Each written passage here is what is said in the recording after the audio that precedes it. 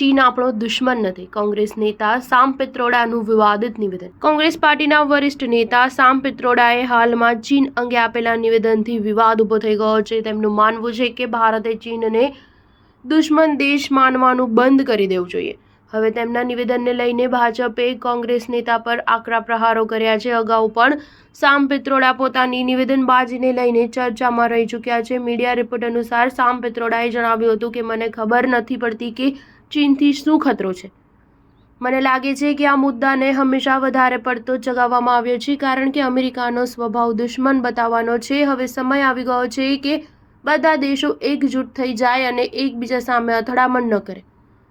હકીકતમાં તેમને વડાપ્રધાન નરેન્દ્ર મોદી અને અમેરિકાના રાષ્ટ્રપ્રમુખ ડોનાલ્ડ ટ્રમ્પની મુલાકાત અંગે સવાલ પૂછવામાં આવ્યો હતો, જેના જવાબમાં તેમણે કહ્યું કે શરૂઆતથી જ આપણું વલણ બીજા સાથે અથડામણ કરવાનું રહ્યું છે અને આ જ પદ્ધતિ દુશ્મનો બનાવે છે, જેને લઈને પહેલા દેશમાં સમર્થન ઊભું કરવામાં આવે છે. આપણે આ માનસિકતાને બદલવી પડશે અને ચીન પહેલાથી જ આપણો દુશ્મન છે તેવું માનવાનું બંધ કરવું પડશે. આ ખોટી બાબત છે. તે ફક્ત ચીન માટે જ નહીં પરંતુ બધા માટે ખોટું છે.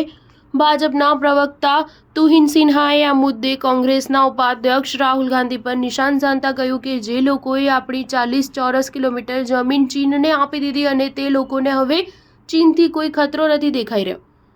આ કોઈ આશ્ચર્યની વાત નથી. રાહુલ ગાંધી ચીનથી ડરે છે અને IMEECની ઘોષણાના એક દિવસ પહેલા તેઓ BRI પર ભાર મૂકી રહ્યા હતા. ચીન પ્રત્યે કોંગ્રેસ પાર્ટીના આકર્ષણનું રહસ્ય વર્ષ 2008માં કોંગ્રેસ અને CCP વચ્ચે થયેલા MOU છે. ન્યૂઝ 7 હંમેશા સચ્ચાઈની સાથે.